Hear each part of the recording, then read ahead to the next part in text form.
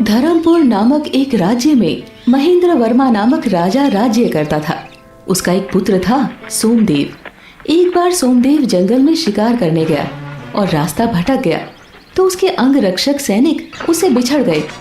भूख प्यास से व्याकुल सोमदेव अपने घोड़े से उतरकर कोई सरोवर को खोज रहा था। चलते चलते वो थक गया और उसे नींद आ गई। सोते समय उसका मुंह खुला हुआ था, तभी एक सांप उसके मुंह में घुस गया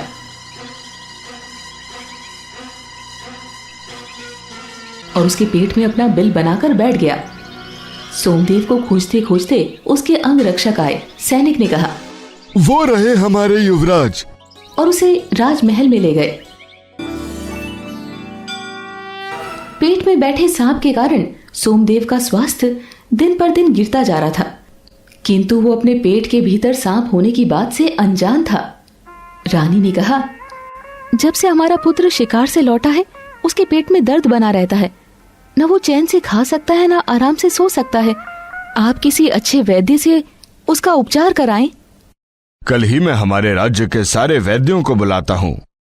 अगले ही दिन राज्य के सभी नामी वैद्यों का परामर्श लिया गया और उनसे सोमदेव का उपचार करवाया गया।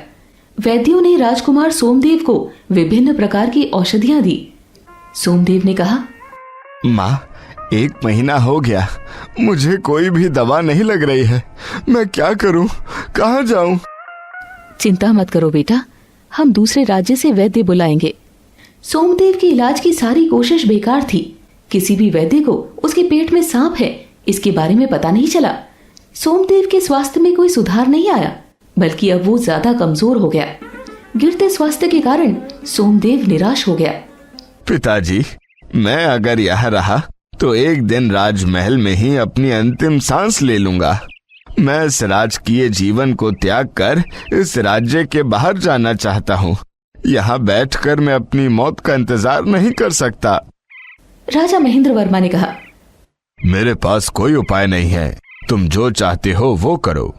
अपने पिता की आज्ञा लेकर सोमदेव अपने राज्य से दूर निकल गया। चलते चलते वो एक दूसरे प्रदेश में पहुंचा और एक शिव मंदिर के सामने रुक गया और उस मंदिर में भिखारी का जीवन यापन करने लगा। जिस प्रदेश में सोमदेव रुका था उस राज्य का नाम था त्रिवेणी। उस देश के राजा का नाम नागार्जुन था। उसकी 2 पुत्रियां थी, मोहिनी और कावेरी, जिनकी माँ उन्हें जन्म देकर गुजर गई थी। कावेरी अपनी बहन मोहिनी से अलग थी। वो दुर्गा माँ की पूजा करती और राजकीय बगीचे में पशु पक्षी के साथ बातें करती। धीरे धीरे उसे जानवर की भाषा समझ आने लगी थी। एक चिड़िया कावेरी के पास आती है। क्या भूख लगी है? अभी दाना लाती हूँ।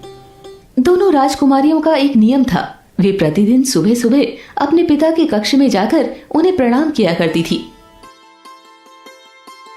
पिताश्री प्रणाम, आप बड़े कृपालु हैं। आपकी कृपा से ही संसार के सारे सुख हमें मिले हैं। ये सुनकर राजा नागार्जुन की प्रसन्नता की कोई सीमा नहीं रहती। पर दूसरी राजकुमारी राजा नागार्जुन से कहती है, पिताजी प्रणाम, जो जैसा कर्म करेगा वो वैसा ही फल पाएगा। माँ दुर्गा आपको आपके कर्मों का फल दे। कावेरी की ये बात सुनकर राजा नागार्जुन क्रोधित हो जाता है।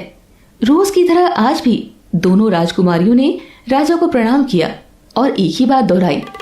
पर आज किसी राजकीय कारण से राजा का मन पहले से ही विचलित था। वो कावेरी के प्रति अपने क्रोध पर नियंत्रण नहीं रख पाया और तुरंत मंत्री को बुलाया। जाओ मंत्री जी से कहो हमने तुरंत याद किया है। कुछ देर में मंत्री जी आते हैं। क्या आदेश है महाराज? मेरी ये बेटी कावेरी मुझसे रोज कठोर वचन कहती है। मैं इतने दिनों से सब्र कर रहा था कि ये नादान है, लेकिन इसमें अब तक कोई परिवर्तन नहीं आया। तुम इसे महल से बाहर ले जाओ और रास्ते में जो पहले भिखारी दिखाई दे उससे इसका विवाह कर दो। तब गरीबी में रहकर ये अपने कर्मों का फल भोगेगी। पिताजी, मैंने सदा सत्य कहा है, लेकिन आप मेरी बात को समझ नहीं पाए। मैं आपके निर्णय का समर्थन करती हूँ। महल से बाहर जाने से पहले मैं महल के दुर्गा माँ के मंदिर का दर्शन करना चाहती हूँ। अगर मेरी दुर्गा माँ मेरे साथ है तो मेरा भाग्य कोई नहीं बदल सकता। अभी भी तुम्हारी अकड़ नहीं गई।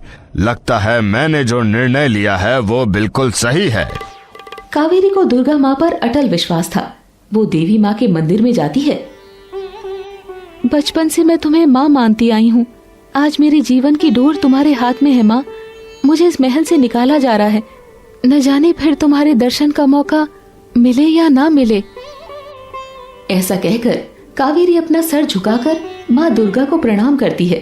तभी उसके ऊपर देवी मूर्ति से एक फूल गिरता है, जिसे वो अपने सर पर लगाती है। तुम्हारा आशीर्वाद मुझे मिल गया माँ। राजा के कहे अनुसार मंत्री राजकुमारी कावेरी को महल से बाहर ले जाता है और चलते चलते वो लोग उस शिव मंदिर के बाहर पहुंचते हैं जहां सोमदेव भीख मांग रहा था। मंत्री ने कहा, वो मिल गया पहला भिखारी। महाराज की आज्ञा अनुसार मैं तुम्हारा इससे विवाह कर देता हूँ। कावेरी का विवाह सोमदेव से कर दिया गया। भिखारी के रूप में सोमदेव ने भी कावेरी को स्वीकार कर लिया। कुछ दिन तक दोनों मंदिर के बाहर एक कुटिया में रहे और सोमदेव ने कावेरी को अपनी बीमारी के बारे में बताया तो कावेरी सोमदेव का ज्यादा ख्याल रखने लगी। नगरवासी को जब राजकुमारी का एक भिखारी से विवाह के बारे में पता चला तो वे राजकुमारी का उपहास करने लगे। नगरवासी ने कहा, देखो, इसने अपने पिता का अपमान किया, अब अपने कर्म का फल भोग रही है। ऐसी बेटी से बेटी का ना होना अच्छा है। राजा ने जो किया बिल्कुल सही किया। मुझसे यहाँ रहा नहीं जाएगा, हम कहीं और चलते हैं। ठीक है, हम कल सुबह ये राज्य छोड़ देंगे। दूसरे दिन सुबह दोनों उस प्रदेश को छोड़कर अन्य राज्य के लिए निकल पड़े। यात्रा लंबी थी।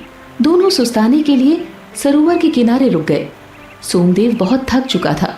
वो वहीं पेड़ के नीचे लेट गया और राजकुमारी कावेरी पास के गांव में भोजन की व्यवस्था करने चली गई।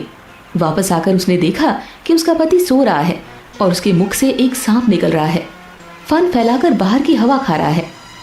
तभी पास ही एक बिल से दूसरा सांप निकल कर आया और उसके पास फन फैलाकर बैठ गया। बिल वाला सांप ने कहा, अरे भाई, तुम इस आदमी के पेट में रहकर इसका जीवन क्यों नष्ट कर रहे हो? पेट वाला सांप बोला, तुम भी अपने बिल में सोने के सिक्कों से भरे कलश को बर्बाद कर रहे हो। वो तुम्हारे किस काम के? बिल वाले सांप ने कहा, तुम सोचते हो मुझे तुम्हें इसके पेट से बाहर निकालने का उपाय किसी को नहीं पता। जब कोई इस व्यक्ति को नीम के पत्ते को अमरूद के रस में मिलाकर गर्म करके पिलाएगा तो उस दिन तेरा अंतिम दिन होगा।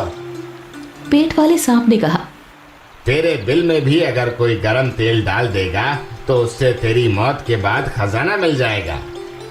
जब दोनों सांप एक दूसरे से बात कर रहे थे तब राजकुमारी कावेरी ने उनकी बातें सुन ली। पास ही अमरूद के पेड़ से उसने अमरूद तोड़कर सांप के कहे अनुसार सोमदेव को गर्म रस पिला दिया और अगले ही दिन से सोमदेव स्वस्थ हो गया। अब मैं बिल्कुल ठीक हूँ। जो काम बड़े बड़े वैद्य नहीं कर पाए तुमने कर दिया। फिर उसने दूसरे सांप के बिल में गर्म तेल डाल दिया और स्वर्ण कलश निकाल लिए। खजाना मिलने से वो दोनों बहुत धनवान बन गए। सोमदेव ने कहा, तुम मेरे लिए सौभाग्य लेकर आई हो। मैं धर्मपुर का राजकुमार हूँ।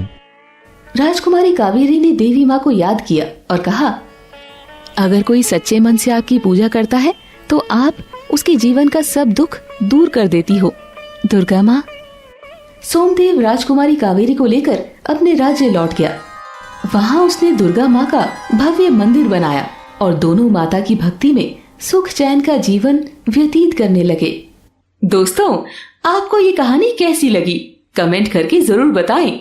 ऐसी और कहानी सुनने के लिए इसे लाइक और शेयर जरूर करें। धन्यवाद।